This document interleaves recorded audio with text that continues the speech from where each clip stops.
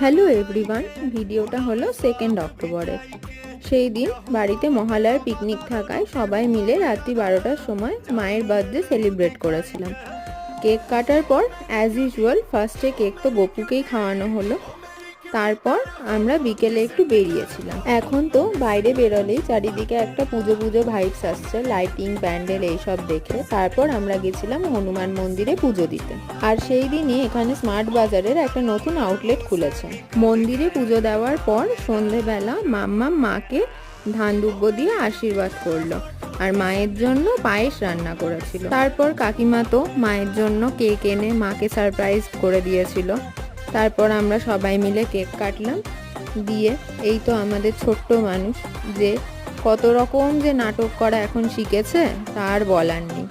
তারপর আমরা সবাই মিলে গল্প করছিলাম। তো এইভাবেই কাটলো আমাদের সারা দিনটা। হরে কৃষ্ণ।